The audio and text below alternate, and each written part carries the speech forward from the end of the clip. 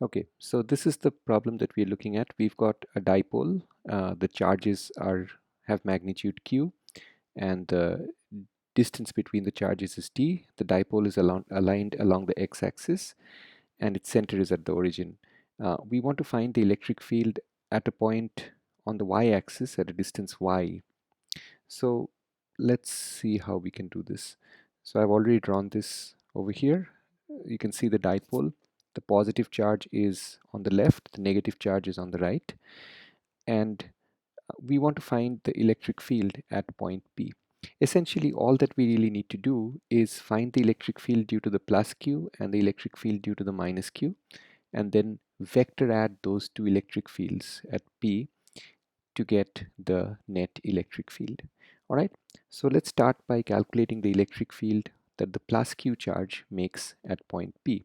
So let's just join this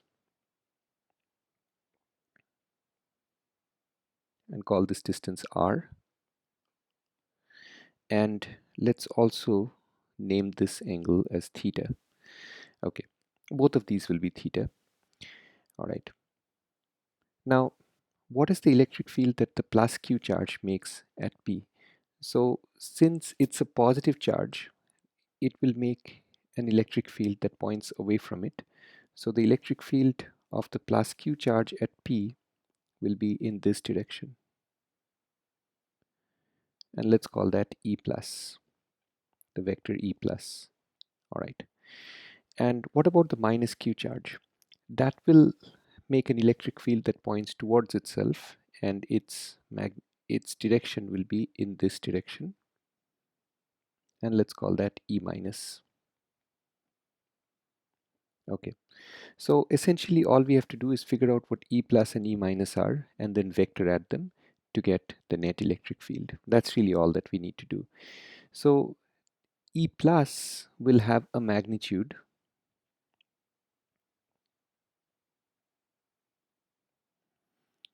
you can write the magnitude like this, or you can also write it, more simpler notation is to just write E plus without putting the arrow on top. So the magnitude of E plus is going to be kq divided by r square, and that is also going to be the magnitude of E minus. And since both of these magnitudes are the same, we might as well just have a single name for them. Let's just call this E. So E stands for the magnitude of either of these two vectors, and it has a value of kq over r square. Okay, now let us express both of these vectors in component notation. So let's draw a horizontal axis over here, and we already have our vertical axis. And then let's draw the components of E plus. So the horizontal component of E plus would look like this, and the vertical component of E plus would look like that. And the horizontal component of E minus would look like this, and its vertical component would look like this.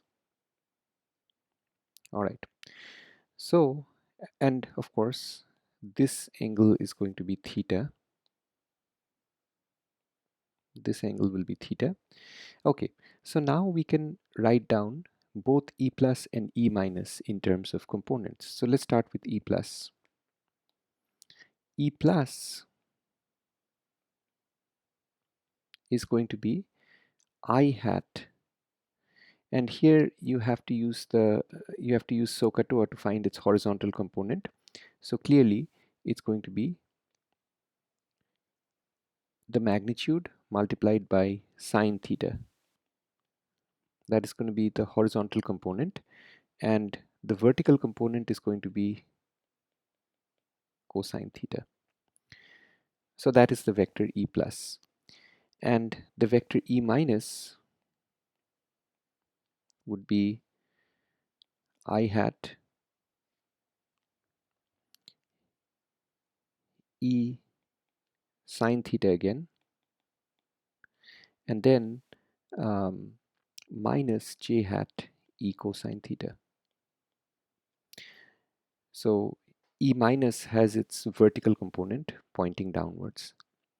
There's a shorthand way of figuring out which component is the cosine component and which is the sine component, and that goes like this. I'll just make a quick aside over here.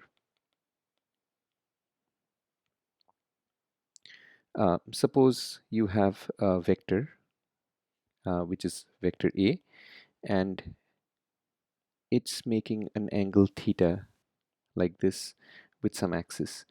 You want to find out what this component of the vector is that lies on the angle theta.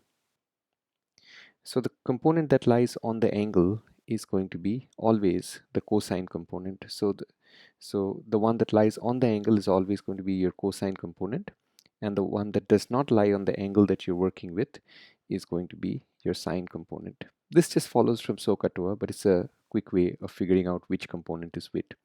So from here, so now you can see why the vertical component is E sine theta and the horizontal component is E cosine theta.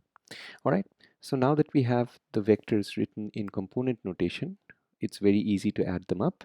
So the net electric field at the point P, which is what we're looking for, is the sum of E plus and E minus, and if you add them up, you get 2E sine theta I hat. That's what you get. All right, now we are almost done. All we have to do is just plug in the value of E, which we figured out already. It's kq over r square, so 2kq over r square, and then sine theta. What is sine theta? Now in the figure, this distance will be d over 2, and so will this distance, right? So you can use either of these two triangles that you can see to figure out what sine theta is. And so sine theta is going to be d over 2 over r. That's what sine theta is going to be. So these two cancel out.